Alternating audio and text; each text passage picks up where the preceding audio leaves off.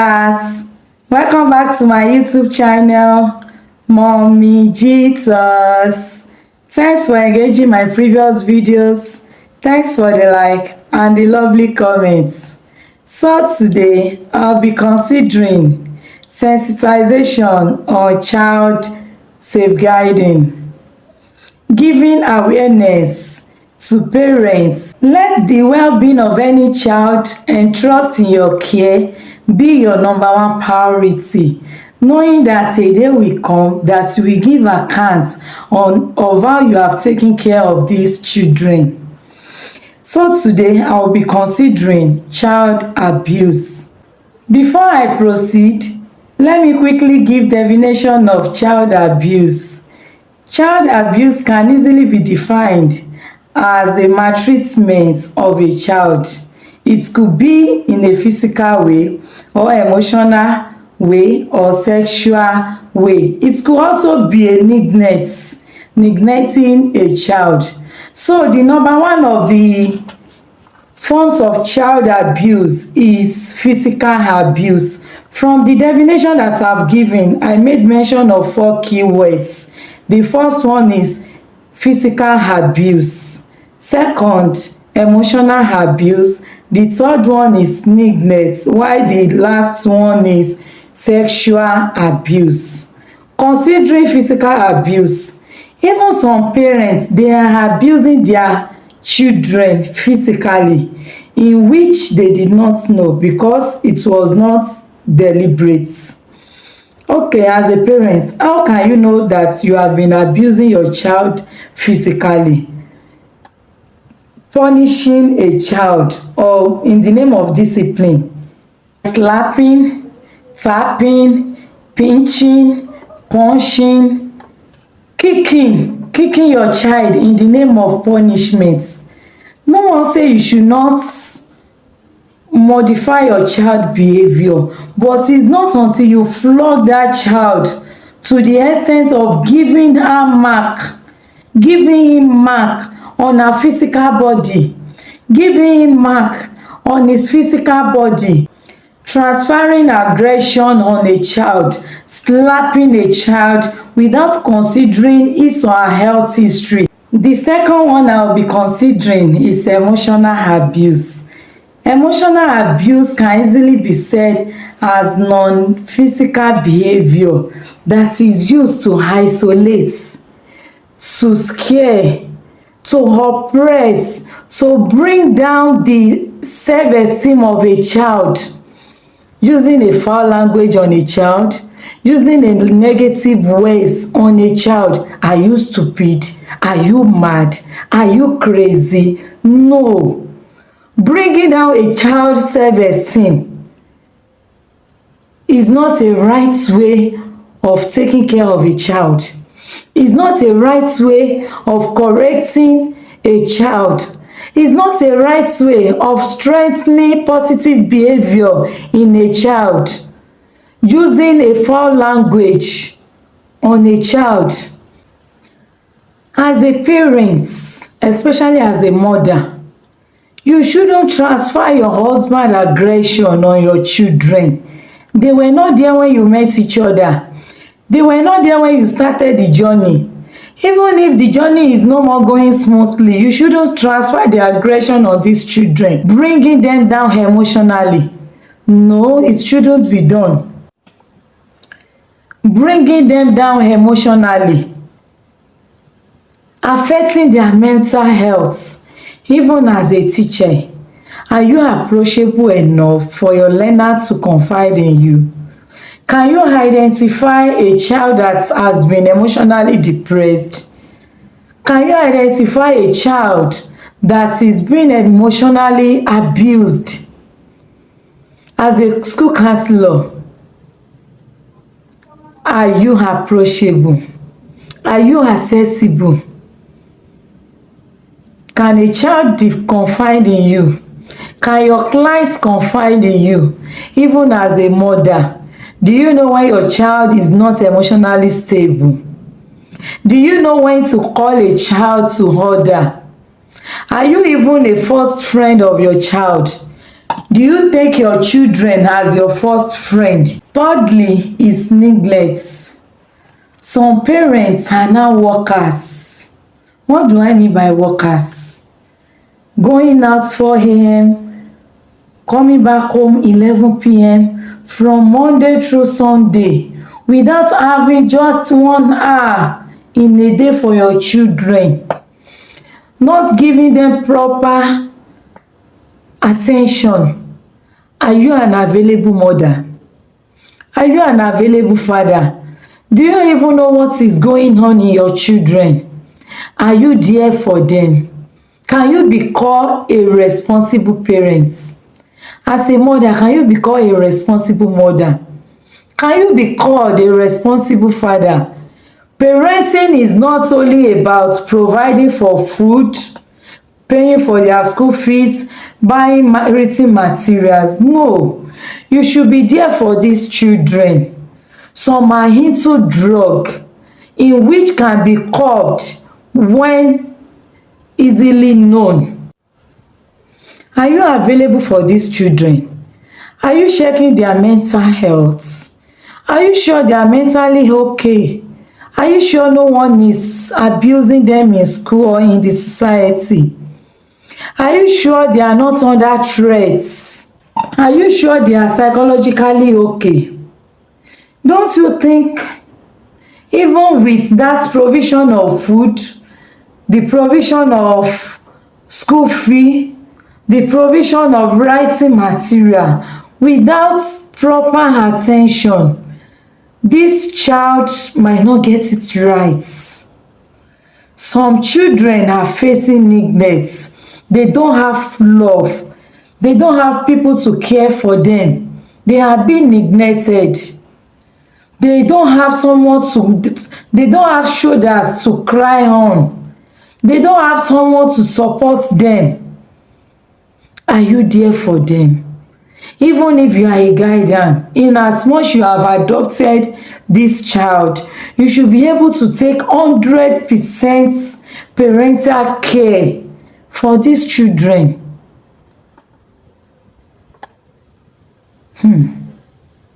The society is not smiling as a result of parents neglecting children. Parents saying, how old are you? You are 8, you are 10, you are 15. Even 18 years of a child still need monitoring. Believing because you are now in secondary school, because you are now teenagers, you should be okay. Okay. Even a child in university should be properly checked. He or she should be properly monitored. Some are facing depression as a result of parents' neglection. They don't have anyone to confide in. They don't have anyone to express what they are passing through to. They don't have anyone to share their life experience to. Are you even giving these children sex education? Don't forget that education you refuse to engage them in. Those children outside, they will teach them in a negative way. Neglect is one of the forms of child abuse. In fact, it's a critical child abuse in which can lead to the last one that I will be talking on, which is sexual abuse. What is sexual abuse? Sexual abuse is sexual behavior on a woman, in fact not only woman now, even on a man without his or her consent. Who are you entrusting your child onto?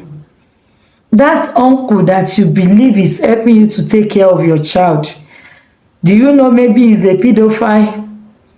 That grandparents that you are taking your children to without proper monitoring, are they safe?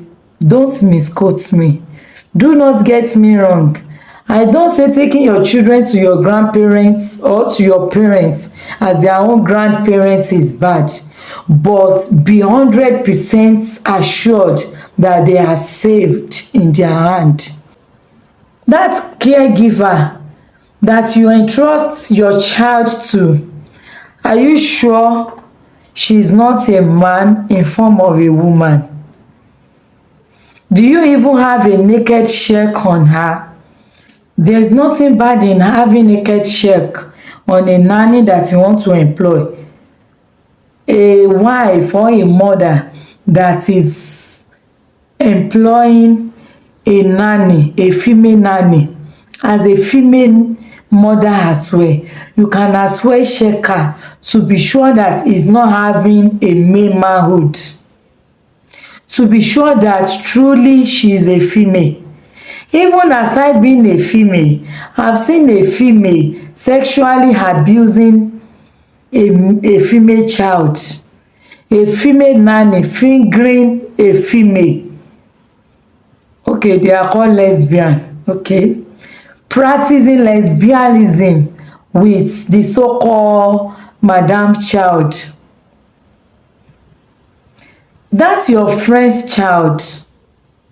Are you sure he's not a pedophile? Are you sure he's not a gay? Are you sure he's not a lesbian? Do you have a talk, one-on-one talk with your child? Do you have a time to talk with your child? Do you even give your child sex education? That sex education that you think is a sin, that you think they are too young for you to take, hey, by the time they get outside here, they will teach them in a negative way that you may not like. It is better to introduce a sex education to your child even from age 2. Let them know that their part of their body belongs to them, especially their private parts. Let them differentiate between the private parts and the public parts of their body. Let them know that the private parts of their body belongs only to them. Let them know when someone is caring for them and when someone is abusing them sexually. Let them know the difference between sexual abuse and a natural care. Okay, I said sexual abuse is forcing a child on sexual activities. Okay, some will claim, okay, I did not force her, I asked for it and she gave it to me. But don't you know it's a force demanding for sexual activities on a minor? Because he or she did not know if it is right or wrong. She might think it's something acceptable that this man or this woman is requesting from her.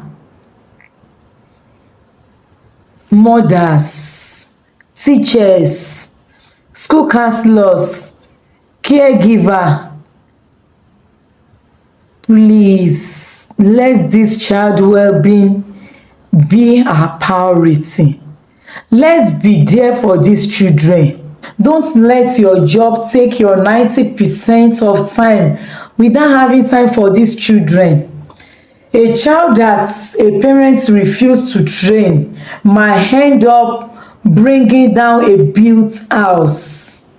Be an observant person. Okay, as a teacher, you notice a child is not always happy when it is closing time. When it is time for them to go home, she's not always happy. You should be approachable enough to know why is this child not happy to go home. Because I think going home should be one of the happiest thing for a child. When a child knows she's going home to a happy home, to where she's been welcomed, she will be okay to go home. It will be okay to go home. But in a situation whereby you realize a child is not always okay going home, do your proper assignments.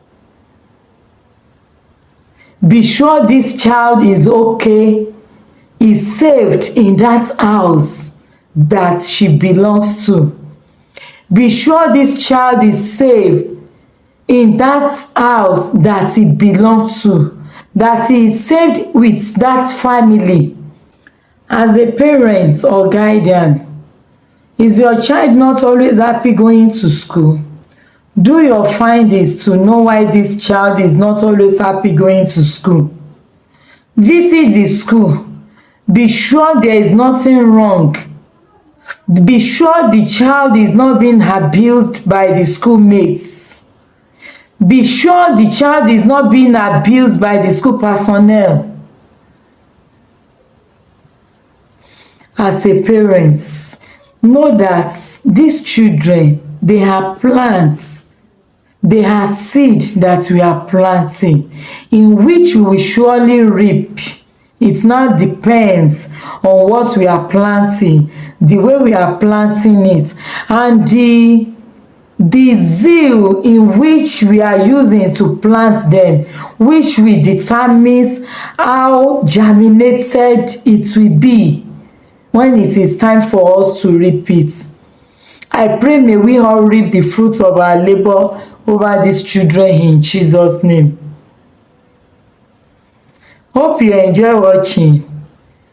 Do well to like, comment, share to your loved one. Don't forget to turn on your notification button so you can get notified when a new video is being dropped.